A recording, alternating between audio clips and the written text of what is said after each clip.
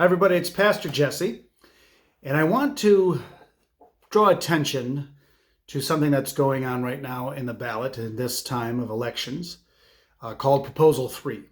Many of you have heard about it. Some of you have asked me my thoughts on it, but I do want to release a statement from our church concerning Proposal 3. As you know, I will not use my platform to ever promote a candidate or a party or for political issues. My job here is to promote only the kingdom of God and the love of Jesus. My job is to tell you about what Jesus did for you, both in your life and with his life and death on the cross. I have my own strong political views, but it isn't my job to share these with you, and really, they aren't anybody's business except my own. My job is to not share political positions. I've had pressure to, I've been asked to, I've been told I'm wrong for doing so, especially social issues and bringing those up that have been politicized and with a political bent. But at the end of the day, it just isn't what my position as a pastor is supposed to do. And I believe that that is the right decision. Keeping in mind, however, I do feel that Proposal 3 isn't just a political vote. I do believe it has spiritual issues that have been politicized through this, and that is what I want to speak to today. There are 3 proposals on the ballot, and I believe that 1 and 2 are both political, so I do not need to speak to those. However, Proposal 3 is a little bit different. There are some concerns that people have and concerns that I have read about in my research. For example, Proposal 3's desire is to destroy the family, especially our minor children. That minor children will be able to have abortions without parental consent, and that minors and children of all ages will be able to have unobstructed rights to obtain puberty-blocking drugs and or gender-affirming surgery without parental involvement. Now, I've read the proposal numerous times, and these concerns that people have are not written in the language of this proposal. They just aren't there. It's conjecture, and really lawyers have looked at it and said these are the potential things that can come from that. Now, I'm not saying either way. If it needs to be looked at, if we need to scrutinize it, I'm just saying in the language of the proposal, those things are not there.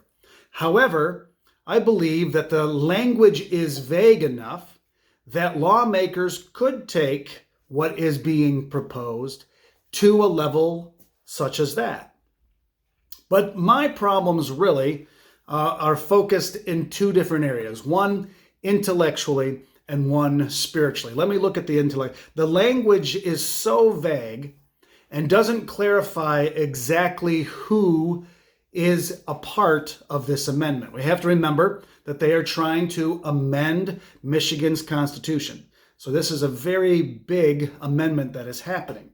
And in the language of the proposal, it does say every individual has a fundamental right for reproductive freedom. And that's where I kind of take pause, because it does not say adults. It does not say anything more specific than every individual. I think it should clarify as adults, but it is not clarified in the proposal. It's just not clear. Does this include children? Does it include minors? Who exactly are we talking about? Every individual. And there's also another piece of that says that this will also invalidate other state laws conflicting with this new amendment.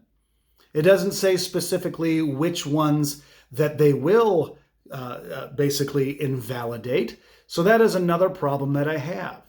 The language is too vague, and for those reasons, I couldn't vote for Proposal 3. That would be the intellectual side of it. The spiritual side of it, the moral side of it, is first and foremost, I am pro-life. I am also anti-abortion.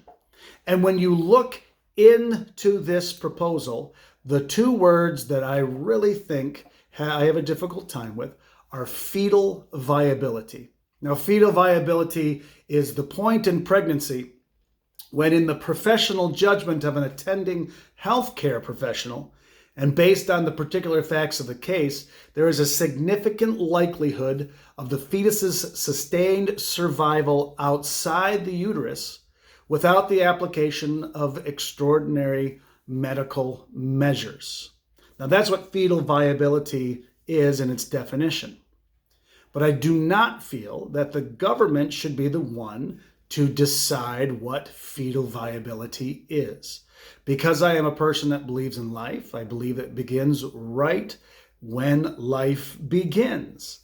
And so I don't think that the government should have the permission from the people to determine what fetal viability is, which is then written in here.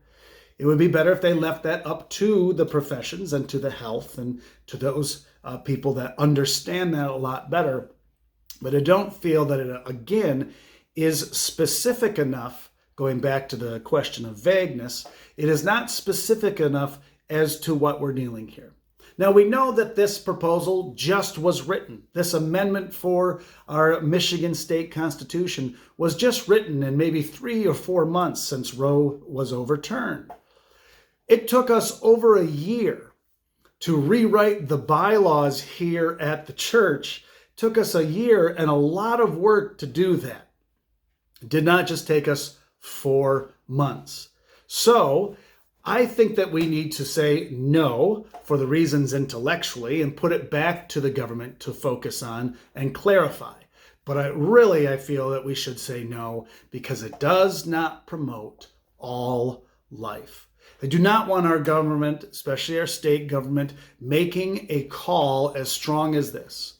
As many of you know, I moved from the state of New York, and the language in their constitution isn't nearly as strong as what they are proposing for the state of Michigan.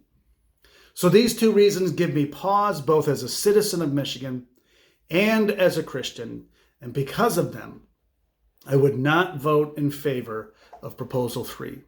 I will not tell anybody in my congregation how they should vote. I will never tell them who they should vote for. This is something that you have to do as someone who lives and works and breathes in Michigan, but also within our church.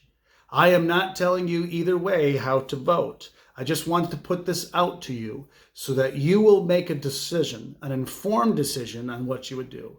I would strongly suggest that you take pause, that you would take time, that you would take this to prayer before you vote. And I would also strongly suggest that you take the time to vote. It's very important that we as Christians have our voice heard within the government. I hope this helps you a little bit.